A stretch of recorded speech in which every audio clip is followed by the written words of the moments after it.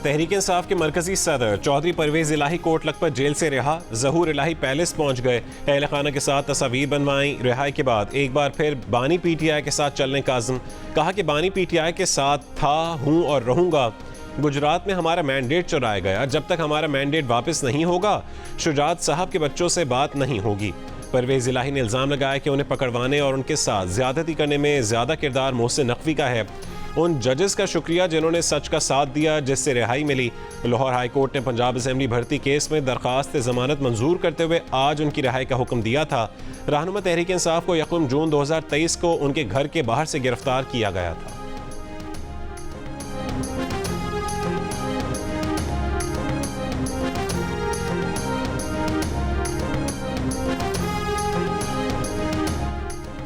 PTI रहनुमा रऊफ हसन पर इस्लामाबाद के G7 मरकज में नामालूम अफराद का हमला, ब्लेड मारा, तशद्दुद भी किया। ऐनी शाहिदीन के मुताबिक रऊफ हसन को ख्वाजा सराओं ने चेहरे पर ब्लेड मारा, उनके दाएं गाल पर गहरा जख्म आया है। जख्म पर 12 से ज्यादा टांके लगाए गए। रऊफ हसन ने इब्तिदाई बयान में बताया कि वो निजी टीवी पर प्रोग्राम के बाद गाड़ी की तरफ जा रहे थे तो 4 अफराद ने उन पर हमला कर दिया। ब्लेड जैसे किसी तेज धार आले से उनके चेहरे पर कट लगा, लोग जमा हुए तो हमलावर फरार हो गए। पीटीआई रहनुमा रऊफ हसन का गुज़श्ता रोज भी इस्लामाबाद के इलाके ब्लू एरिया में ख्वाजा सराओं से आमना सामना हुआ था। तहरीक इंसाफ के अरकान का वाक़े के खिलाफ सेनेट से वॉकआउट। तहरीक इंसाफ के चेयरमैन बैरिस्टर गौहर ने कहा है कि आधे इंच से रऊफ हसन की शहरत बच गई, हमले की पूरी जांच पड़ताल की जाए।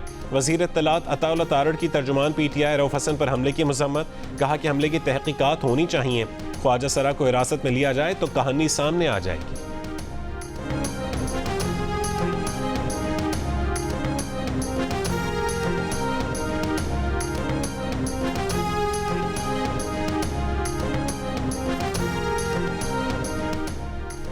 अहमद फरहाद केस में सेक्रेटरी दिफा की जानिब से अदालती हुक्म नजरअंदाज, गैर हाजिरी पर जज ने कहा कि वजीर आजम आ सकता है तो सेक्रेटरी दिफा क्यों नहीं, ये वजीर आजम से बड़े तो नहीं। जस्टिस मोहसिन अख्तर कियानी का जुमे को सेक्रेटरी दिफा को हाजिरी यकीनी बनाने का हुक्म। अहमद फरहाद को रिहा करवाने की यकीन दहानी पर जज ने अटॉर्नी जनरल मंसूर उस्मान आवान से पूछा, क्या आपने इस बात पर हुकूमत से मशवरा कर लिया है? अदालती हिदायत के बावजूद तफ्तीशी अफसर सेक्टर कमांडर का बयान लेने में नाकाम। अदालत को बताया कि सीनियर अफसर नहीं थे, जूनियर से बात हुई। वजारत दिफा ने तहरीरी बयान दिया है। जस्टिस मोहसिन अख्तर कियानी ने पूछा, क्या वो पुलिस को दिया गया 161 का सरकारी बयान है? पुलिस को पता होना चाहिए कि उन्होंने क्या करना है। अदालत तफ्तीश में मुदाखलत नहीं करेगी। मजीद समाअत जुमे तक मुलतवी।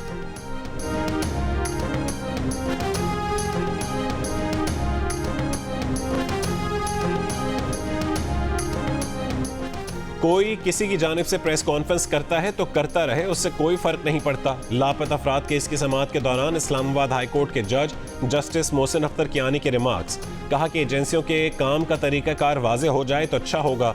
इंटेलिजेंस एजेंसियों के काम पर नहीं, सिर्फ मावराए कानून कामों पर एतराज़ है। एजेंसियों को सिर्फ खिलाफ कानून काम करने से रोकना चाहते हैं।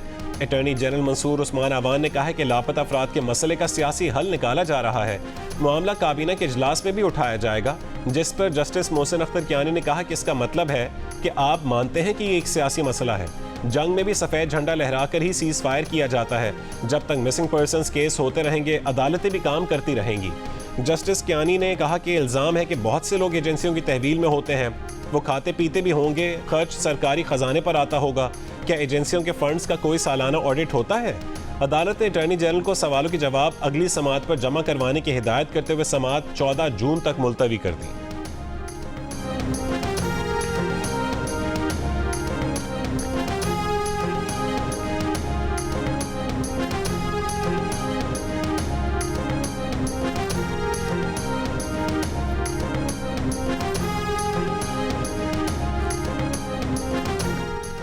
ना किसी की तजलील की, ना किसी को पॉइंट आउट किया, अपनी तकरीर के एक एक लफ्ज पर कायम है। सेनेटर फैसल वावडा का सेनेट इजलास में खिताब, कहा कि आईन और कानून जजेस के मिसकंडक्ट पर बात करने की इजाजत देता है। एग्जीक्यूटिव की साख पर कोई सवाल करेगा तो हम सब साथ खड़े होंगे। जिन पर तौहीन अदालत लगनी चाहिए थी उन पर नहीं लगी। जुल्फकार अली भुट्टो को फांसी देने वाले जज और उस वक्त के आमिर को अलामती सजा तो देते हैं। नवाज शरीफ को बेटे से तनख्वाह न लेने पर नाअहल किया गया, फिर कहा गया कि मिस्टेक हो गई। एक जमात नाम ले लेकर गालियां देती है, उनके खिलाफ तौहीन का नोटिस नहीं आता। मुअज़्ज़िज़ जस्टिस मंसूर अली शाह ने खुद एहतसाबी की बात की, हमने लब्बैक कहा। उन शवाहिद के बाद अदालत ने एक्शन क्यों नहीं लिया? आपसे सवाल किया तो तौहीन और आपसे गलती हो तो मिस्टेक। गरीब को 1 रुपए की रोटी मिले तो स्टे ऑर्डर। बाइक देने की बात की तो कहा कि खवातीन को छेड़ेंगे। उनके लिए वही कानून होगा जो जज के लिए होगा, पर प्रॉक्सी कहकर उनकी साख मजरू की गई।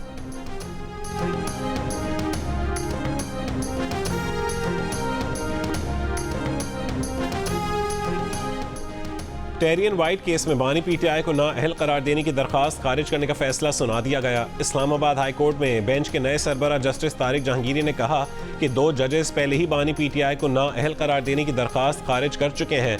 तीसरे जज जस्टिस आमिर फारूक इस बेंच से अलग हो गए थे, लेकिन ये 3 में से 2 जजेस का अक्सरियती फैसला बन चुका। इसमें मजीद कार्रवाई की जरूरत नहीं। दरखास्त गुजार के वकील की वक्त देने की दरखास्त भी मुस्तरद। अदालत ने कहा कि खारिज हो जाने वाली दरखास्त पर डेट कैसे दी जा सकती है। गुज़श्ता बरस 2 मई को अक्सरियती फैसले में पिटिशन खारिज होने के बाद अब इस केस में मजीद कार्रवाई की जरूरत नहीं है। दरखास्त गुजार का मौक़िफ़ था कि बानी पीटीआई ने अपनी मुबैना बेटी को कागजात नामजदगी में छुपाया है, उन्हें नाअहल करार दिया जाए।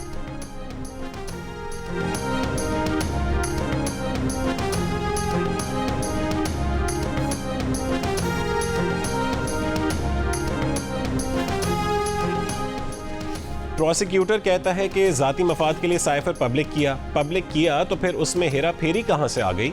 साइफर केस में सजा के खिलाफ बानी पीटीआई की दरखास्त पर समाअत में chief justice Islamabad high court justice Aamir Farooq का इस्तफसार। रिमार्क्स दिए कि हमारे पास दस्तावेज ही नहीं तो फिर मवाजना कैसे करें, साइफर का मतन क्या था वो ही बता दें। जस्टिस हसन औरंगजेब ने पूछा साइफर में क्या था जिस मालूमात से हेरा फेरी की गई। प्रोसिक्यूटर ने अदालत को बताया कि साइफर कॉन्फिडेंशियल दस्तावेज होने की वजह से ट्रायल कोर्ट में पेश नहीं किया गया, ये अदालत कहेगी तो पेश कर दिया जाएगा। जस्टिस आमिर फारूक ने रिमार्क्स दिए कि अगर अदालत इस दस्तावेज से मुतालिक फैसले में नहीं लिख सकती तो फिर क्या जरूरत है। हम तो पूछ कर थक गए हैं कि बंद लिफाफे में क्या था, हमें नहीं पता, ट्रायल कोर्ट को नहीं पता, प्रोसिक्यूशन को नहीं पता, बिल वास्ता ही सही किस मुल्क को इसका फायदा हुआ, ताल्लुकात खराब होने के क्या शवाहिद हैं, क्या अमेरिका ने वीजे बंद कर दिए, तिजारत बंद कर दी। FIA प्रोसिक्यूटर ने जवाब देने के लिए मजीद वक्त मांग लिया। समाअत कल भी होगी।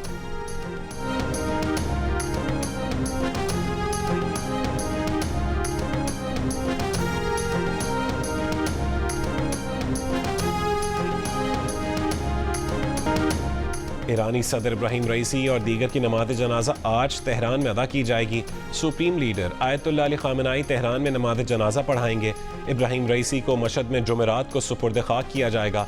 नायब सदर मोहम्मद मुखबिर ने सदारती जिम्मेदारियां संभाल ली। ईरान में बाकायदा सदारती इंतखाब 28 जून को होगा। ईरानी हुकाम ने हेलीकॉप्टर गिरने के वाक़े की तहकीकात शुरू कर दी हैं। ईरानी डिजास्टर मैनेजमेंट तंजीम के सरबरा का कहना है कि हेलीकॉप्टर हादसे में जाँ बहक तमाम लाशें काबिल शनाख्त हैं, DNA की ज़रूरत नहीं। हादसे के 1 घंटे बाद तक खामेनाई के नुमाइंदे आले हाशिम जिंदा रहे। हादसे के बाद सदारती ऑफिस सरबरा को फ़ोन भी किया था।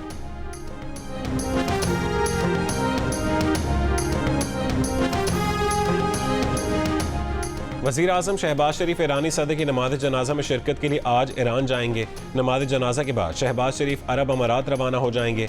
ईरानी सदर के इंतकाल पर इजहार अफसोस की करारदाद सेनेट से मुतफ़िक़ा तौर पर मंजूर। ईरानी सदर और उनके साथियों की अलमनाक मौत पर पाकिस्तान भर में सोग, सरकारी इमारतों पर कौमी परचम सरनिगूं। वज़ीर आज़म शहबाज शरीफ की ज़ेर सदारत वफाकी काबीना के इजलास में ईरान के सदर इब्राहिम रईसी की शहादत पर ताज़ीयती करारदाद मंजूर। ईरानी सदर को खिराज अक़ीदत पेश किया गया।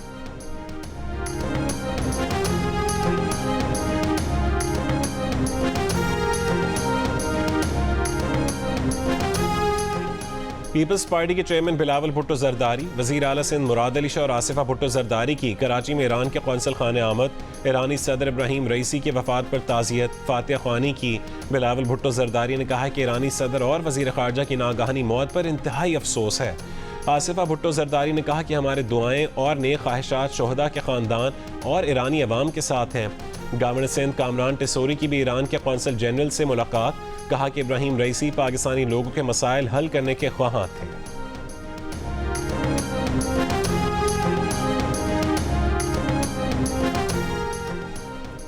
सदर इब्राहिम रईसी के हेलीकॉप्टर की तलाश के लिए ईरान ने अमेरिका से मदद मांगी थी। अमेरिका ने लॉजिस्टिक मसाइल पर ताउन से माजरत कर ली। अमेरिकी महकमा खारजा के तर्जुमान मैथ्यू मिलर का कहना है कि ईरान पर लगाई गई पाबंदियों पर अमेरिका बिल्कुल माजरत नहीं करेगा। 45 साल पुराना हेलीकॉप्टर खराब मौसम में इस्तेमाल करने के फैसले की जिम्मेदार ईरानी हुकूमत है।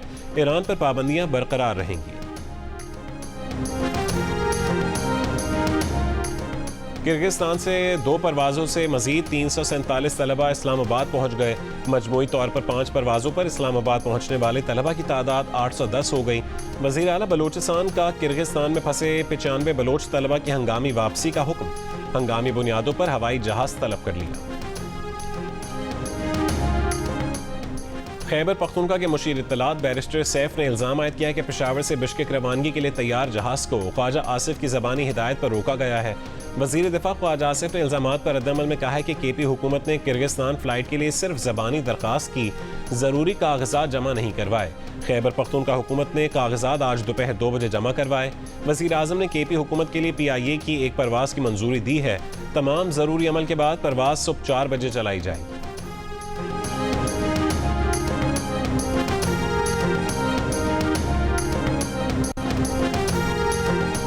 मुल्क भर में शदीद गर्मी की लहर जारी। सिब्बी में 48 डिग्री के साथ गर्म तरीन शहर, नवाबशाह 47 डिग्री, भावलपुर, डेरा गाजी खान 46 डिग्री, मुल्तान और फैसलाबाद में 45, लाहौर में पारा 44 डिग्री को छू गया, दादू 44, मिट्टी और सक्कर 43, हैदराबाद में 42 डिग्री की गर्मी 47 डिग्री और कराची में 37 डिग्री की गर्मी 42 डिग्री की महसूस की गई। महकमा मौसमियात का हीट वेव 23 मई तक जारी रहने का खदशा। माहिरीन का शहरियों को धूप में गैर ज़रूरी बाहर ना जाने और पानी के ज़्यादा इस्तेमाल का मशवरा। पीपल्स पार्टी के चेयरमैन बिलावल भुट्टो जरदारी, वज़ीर आला सिंध मुराद अली शाह और आसिफा भुट्टो जरदारी की कराची में ईरान के कौंसल खाने आमद। ईरानी सदर इब्राहिम रईसी की वफ़ात पर ताज़ियत फातिह ख्वानी की। बिलावल भुट्टो जरदारी ने कहा है कि ईरानी सदर और वज़ीर ख़ारजा की नागाही मौत पर इंतहाई अफसोस हुआ। आसिफा भुट्टो जरदारी ने कहा कि हमारी दुआएं और नेक ख्वाहिशात शोहदा के ख़ानदानों के साथ हैं और ईरानी अवाम के साथ है। गवर्नर सिंध कामरान टिसोरी की भी ईरान के कौंसल जनरल से मुलाकात। कहा कि इब्राहिम रईसी पाकिस्तानी लोगों के मसाइल हल करने के ख्वाह थे।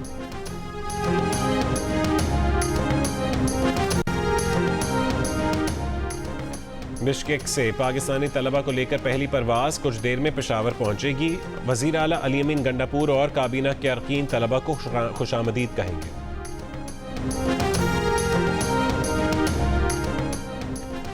लाहौर के इलाके मुस्लिम टाउन में मुस्लिम लीग नून के MPA की बीवी से मुबैना नौसरबाजी। 4 अफराद ने चेकिंग के बहाने रोका।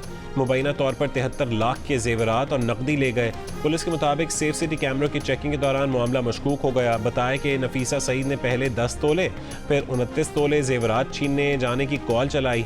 MPA की अहलिया नफीसा सईद के साथ वारदात के शवाहिद नहीं मिले।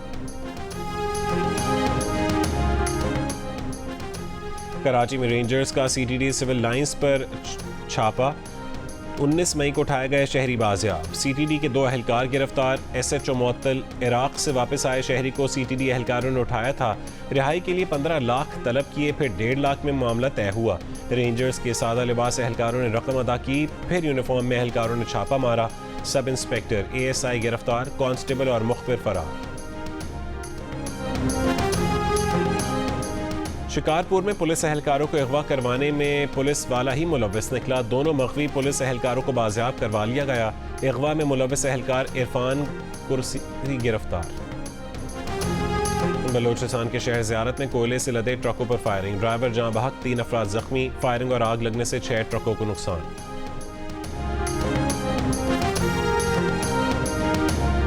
वफाकी वज़ीर चौधरी सालिक हुसैन की सऊदी वज़ीर हज डॉक्टर तौफीक अल अरबिया से मुलाकात।